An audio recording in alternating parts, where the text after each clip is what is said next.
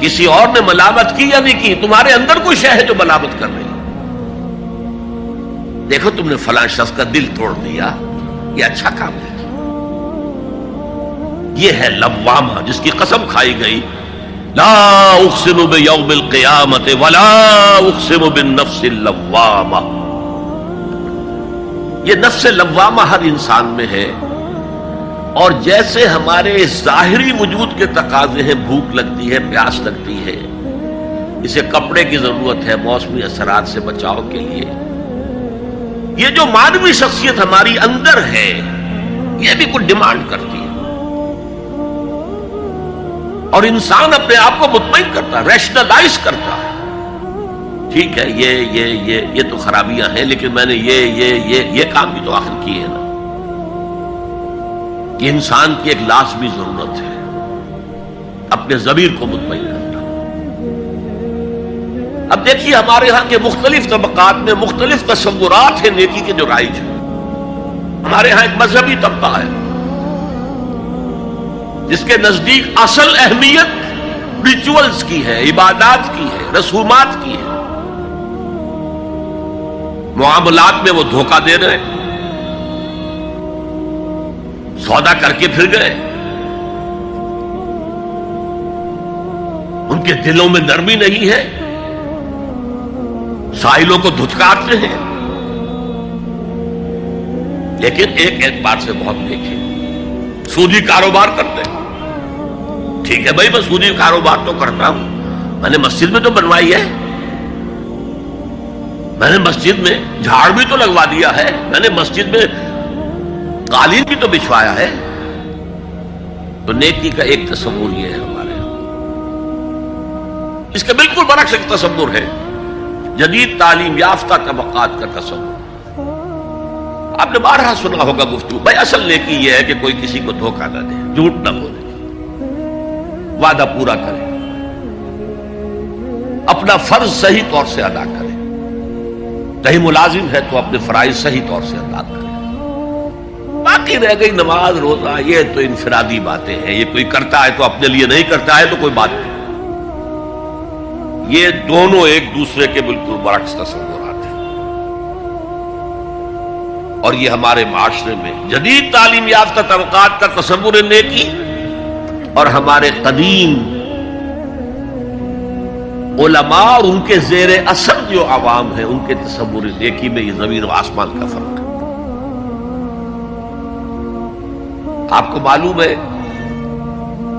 کہ اپنی جسم فروش عورتیں جو ہیں وہ بھی نیکی کا کوئی نہ کوئی کام کرتی ہیں۔ آپ دیکھیں گے محرم میں سیاہ کپڑے پہن کے جلوس کے آگے آگے جا رہی ہیں، سبیلے لگا رہی ہیں، مختلف مزاروں میں جب عرس ہوتا ہے وہاں جاتی ہیں، دھمال کھیلتی ہیں، وہی سیاہ کپڑے پہن کے، وہ بھی اپنے آپ کو مطمئن کرتی ہیں۔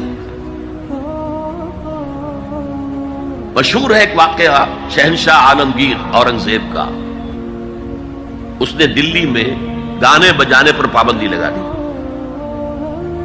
اب ظاہر بات ہے جن کا یہ پیشہ تھا ان کا دھندا ختم تو آمدنی ختم، لاکھ کوششیں کی لیکن اورنگزیب ٹس سے بس نہیں ہوا۔ پھر انہوں نے ایک عجیب ترکیب کی، وہ دریائے جمنا بالکل ساتھ بہتا تھا، یہ قلعہ اس شکل میں بنایا گیا تھا، اب تو ذرا فاصلے پر، تو ایک کشتی میں وہ جمع ہو گئے، سازندے بھی اور ساز بھی اور گاتے بجاتے ہوئے۔ انہیں معلوم تھا فلاں وقت جو ہے بادشاہ جھروکے میں بیٹھ کر دریا کی سیر کرتا ہے، وہاں سے گزرے اور ایک شعر گاتے ہوئے گزرے، در کوئے نیک نامی مارا گزر نہ دارند، گر تو نمی پسندی تقدیر قضارا۔ در کوئے نیک نامی، یہ نیکی جو ہے اس کے کوچے میں ہمارا گزر ہی نہیں ہے۔ در کوئے نیک نامی مارا گزر نہ دارند، یہ تو اللہ کی طرف سے فیصلہ ہے، اس کی مقرر کردہ تقدیر ہے۔ گر تو نمی پسندی تغییر کل قضارا، اگر تجھے پسند نہیں ہے تو تقدیر بدل دے۔ تو بادشاہ ہنس پڑا اور اس نے کہا کہ ٹھیک ہے بھائی، گانے بجانے کی حد تک تمہیں اجازت ہے۔ تو ہر ایک طبقے کا اپنا ایک تصور ہے نیکی کا، جیسے میں نے پہلے عرض کیا بڑے بڑے ڈاکو جو ہیں وہ اپنے علاقے کے بیواؤں یتیموں کی سرپرستی کرتے ہیں، ویسے نہایت درندگی، سفاکی، انسانی جان کی کوئی حیثیت ہی نہیں۔ تو نیکی اصل میں کس شے کا نام ہے، کون سی چڑیا کا نام ہے، نیکی حقیقت میں کیا ہے، وہ ہے اس آیت کا مضمون۔ میں مثال دیا کرتا ہوں، ایک عام قصہ ہے کہ کسی گاؤں میں پہلی مرتبہ ہاتھی آیا۔ اب وہاں نابینا لوگ جو تھے انہیں بھی پتہ چلا ایک عجیب جانور آیا ہے۔ وہ آئے اور کسی نے اس کی ٹانگ کو ٹٹولا، اس نے کہا ہاتھی ایک ستون کے مانند ہے۔ کسی کا اس کے کان کے اوپر ہاتھ پڑا، اس نے کہا چھاج کے مانند ہے وہ۔ کسی نے پیٹ کو ٹٹولا، بہت بڑا ڈھول ہے وہ۔ بالکل یہی معاملہ ہے نیکی کے تصور کے بارے میں۔ اڑائے کچھ ورق لالے نے، کچھ نرگس نے، کچھ گل نے، چمن میں ہر طرف بکھری ہوئی ہے داستان میری۔ کسی نے نیکی کا ایک حصہ لے لیا، کسی نے دوسرا لے لیا، کسی نے تیسرا لے لیا۔ وہ مکمل سراپا نیکی، حقیقی نیکی کس میں ہے، یہ ہے اس آیت کا مضمون۔ اب چوتھے نمبر پر یہ تمہیدی باتیں جو میں عرض کر رہا ہوں، اس آیت کا پس منظر کیا ہے جسے ہم کہتے ہیں شان نزول۔ کیا بحث چل رہی تھی جس میں ہدایت کے لیے یہ آیت نازل ہوئی؟ تو ذہن میں رکھیے کہ تحویل قبلہ اس آیت کا پس منظر ہے، شان نزول ہے۔ آپ کو معلوم ہے مکے میں جب تک حضور رہے، آپ جب نماز پڑھتے تھے تو آپ جنوبی جانب کھڑے ہوتے تھے، یعنی رکن یمانی اور وہ کونا کہ جس میں حجر اسود نصب ہے، ان دونوں کے درمیان کھڑے ہوئے کعبے کی طرف رخ کیا، تو اسی رخ پر بیت المقدس بھی ہے۔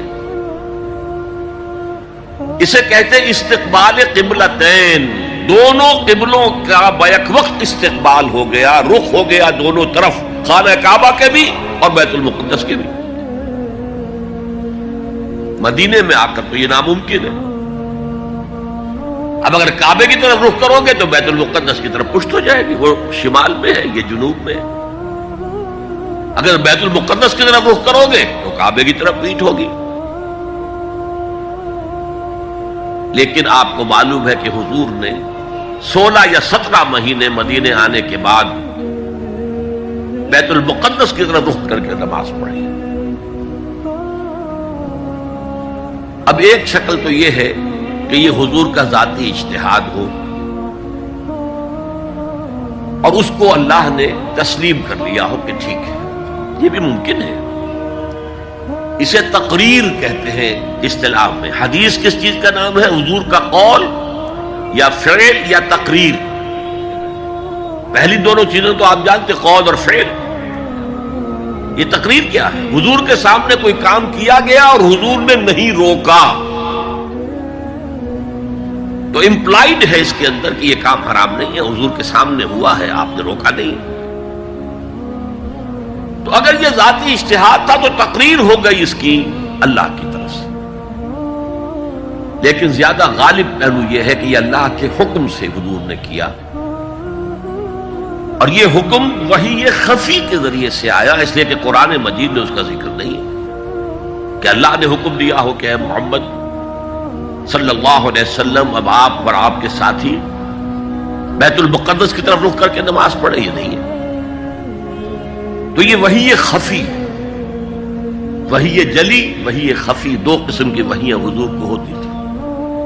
نبی کے لیے تو وحی خفی بھی وحی جلی کے اسی کے حکم میں ہے، لیکن عام آدمی کا کوئی ولی اللہ بڑے سے بڑا ہو، اس کی بھی اس کا کشف، اس کا الہام حجت نہیں ہے دین میں۔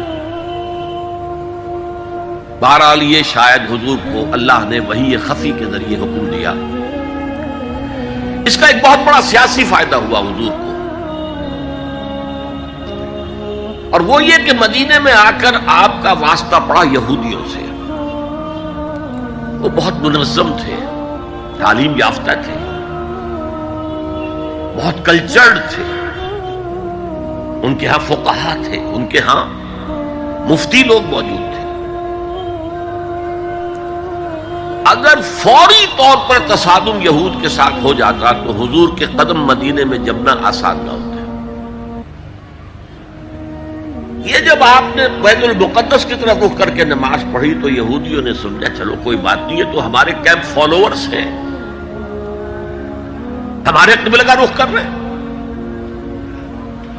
لہذا فوری طور پر ان کی طرف سے کوئی مخالفت وہ پیش نہیں آئی.